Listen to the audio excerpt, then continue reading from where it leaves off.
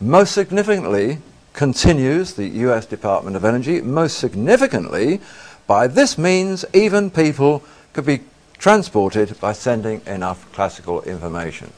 So, they're on the borders of it now.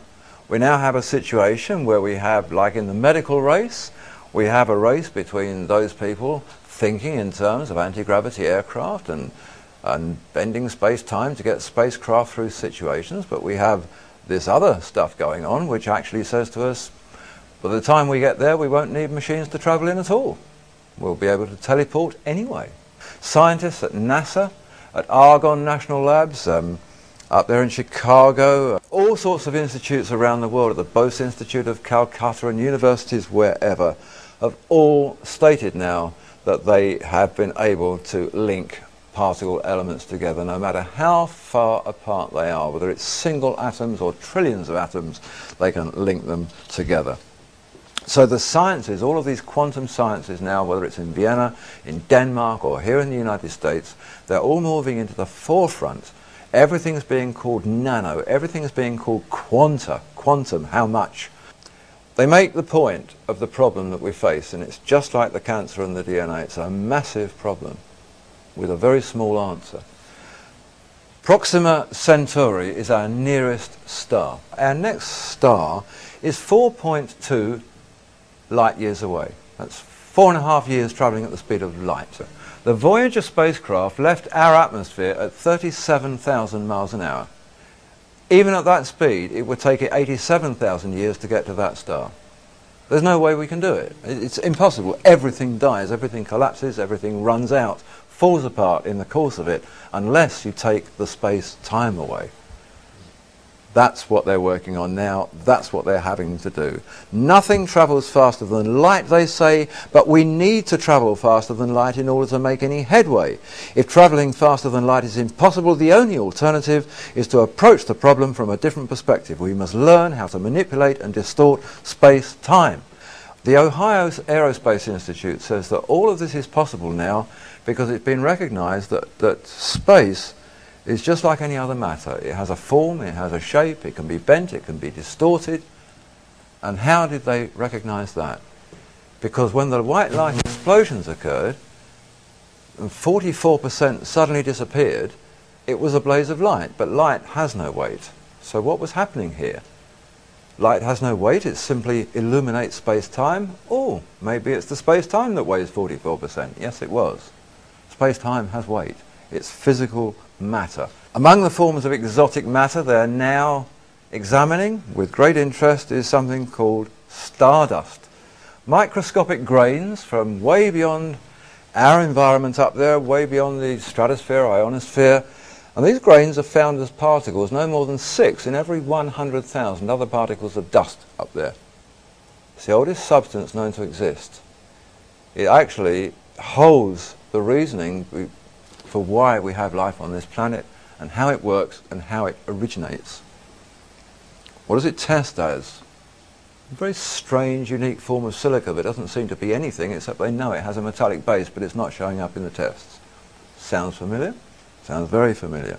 This is a conglomeration of particles within which, somewhere in there, is a stardust particle in this minuscule thing. What they've ascertained and the way that they recognize it is that they say that they have discovered it on Earth. That's how they understand it. They found it in deep seabed sediments. They found it in Arctic ice. They found it in those parts of the Earth which they consider were the first and oldest of what we can get to today. And some of it, strangely enough, in asteroid and very, very ancient meteorite sites, Arizona being very famous in that regard. They say stardust will reveal more than we ever guessed we could know about life on this planet. Stardust is golden. They've used the phrase. They've got this spacecraft up there right now. It's called Stardust. It's hoping to bring back about 100 particles. It'll bring them back and they'll be tested at the Johnson Space Center from January 2006. And how does it collect them? How does it distinguish 6 out of every 100,000 other dust particles when it's going through millions of thousands of them at a time? This device on the top there, this grid thing, is full of something called aerogel. Aerogel looks like nothing. It weighs absolutely nothing. There she is balancing it on her fingertips. It can be penetrated by nothing. Not even heat can get through it. That Bunsen burner is having no effect on those wax crayons. Aerogel is absolutely and totally heat resistant. It will withstand particle and granular impacts of 60,000 odd miles an hour. Why is it called aerogel? Because it's made from air. 98% of that is air, nothing else at all. 2%, they won't tell us. It's a secret, but wow, what a secret that is. Why have we always known that gold was valuable? Why have we always hoarded gold? We've done it for as long as we can think. From the 1840s, when the California gold rush began, I'm told by the World Gold Council that to that point in time, only 10% of all the gold ever mined up until today's date had been mined. 90% of all the gold ever mined to now has been done since the 1840s.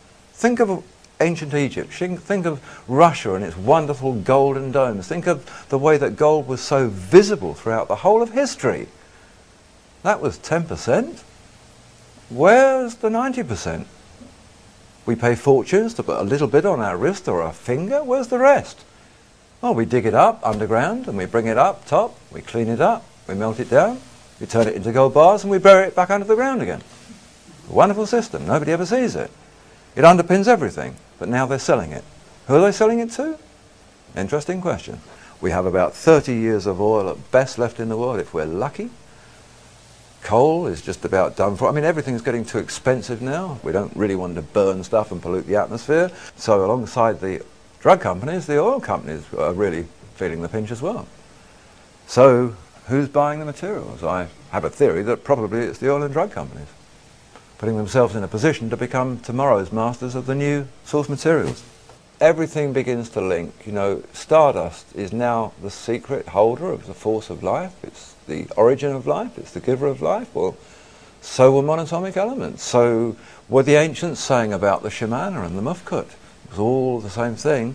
Every description of these substances was always the same.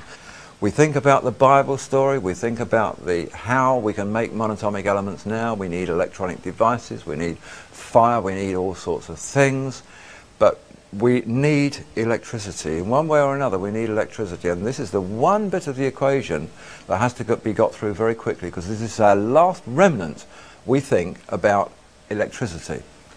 How are we going to produce electricity to manufacture our fuel cells if we don't have the fossil fuels to have our power stations? We get electricity from its most natural source, which is around us all the time. What we need is a device that will attract electricity, that will store electricity, that will discharge electricity in a very controllable form, in enormous quantities. However, we need to do it.